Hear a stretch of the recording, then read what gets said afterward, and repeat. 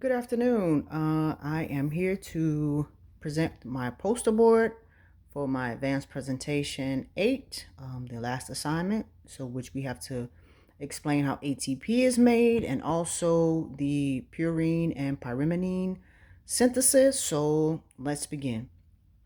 So first we start off with glucose in the glycolysis cycle, in glycolysis. So glucose is phosphorated by ATP to form glucose 6 phosphate. Glucose 6 phosphate. This is catalyzed by hexokinase. So as I stated, we're in glycolysis. So glucose 6 phosphate can also be used in the pentose phosphate pathway. So as we go to the pentose phosphate pathway, you have the oxidative and you have the non-oxidative. So in the oxidative pathway, it generates NADPH. Okay, so NADPH and oxidative NADPH is generated when glucose 6 phosphate is oxidized to ribulose. Then ribulose 5 phosphate is subsequently converted into ribose 5 phosphate, which is the precursor for DNA and RNA, as well as ATP, NADH, FADH, and coenzyme A.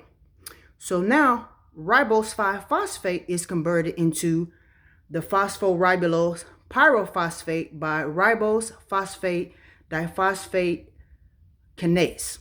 So now we move over to the PRP, which interacts with the phosphorybyl-ribosylamine, ADP plus glycine is reduced to ADP-PI. Ultimately, you'll have another reaction with ATP reduced to ATP-PI with the help of glutamate and glutamine. As it keeps reacting, you'll have ultimately you'll have inosinate, which is also very important in the production of ATP and GTP. So inosinate, with the help of NADH and H2O plus is reduced down to NADH plus a hydrogen.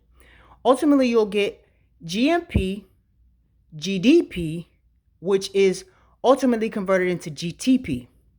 Then you'll have GTP plus aspartate, which with the release of fumarate, which is converted into adenylate, ADP, then ATP. Now that's the purine. Okay, so the pyrimidine, you start off with CO2 plus the CO2, and then you get carbamic acid, which reacts with carbamophosphate with aspartate and PI, which you'll ultimately get orotate. Then orotate will interact again with the PRPP, with the PI, you'll get with the use of CO2, and then you get the uridyllate. Now uridyllate is important because that helps with the production of UTP, CTP, and TTP. So the uridyllate, with the reaction of kinases and ADP and ADH, you'll get UTP. Now CTP is created with the deamination of UTP, and TTP is not a substrate for nucleic acid synthesis, so it's not synthesized in the cell. Instead, DTTP is made indirectly from either DUDP or DCDP after the conversion to their deoxyribose forms. So that's the pyrimidine. So now we'll go over to how ATP is made. So we started off with glycolysis. So in glycolysis, ATP is reduced to ADP, in the first few steps, and then ultimately you get 2 ATP, and then with a net of 2 ATP in glycolysis. Well, the goal is to have glucose go from down to pyruvate. Then you go to the pyruvate dehydrogenase complex, where pyruvate is converted into acetyl-CoA for the citric acid cycle. So in the citric acid cycle, you get products of FADH2, which goes into the electron transport chain, which happens in the mitochondria. So in the electron transport chain, that's the site where oxidative phosphorylation happens, where the transfer of electrons from donor to acceptor via redox and oxidation takes place. The energy from the redox reaction creates an electrochemical proton gradient that drives the ATP synthesis. So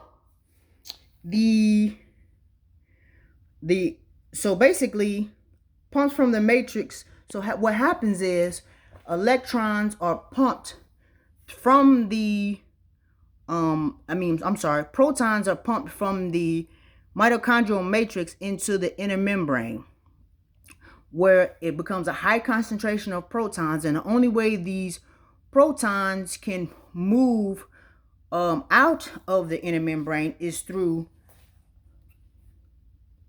ATP synthesis. So you go from here to here, where you have the ATP synthesis will ultimately ADP combined with PEI creates ATP, where the gamma rotates 120 degrees, allowing for binding of ADP with PI to create ATP. So the only way ATP will happen in this is if it goes from the electron transport chain.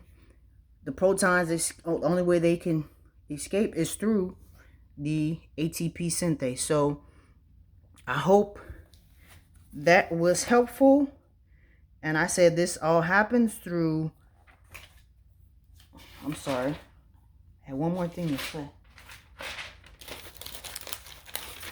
So the ATP synthesis, this is possible due to the energy derived from the gradient of protons, which move across the inner mitochondrial membrane. So I hope that was helpful. I try to explain everything as much as possible. Thanks for watching.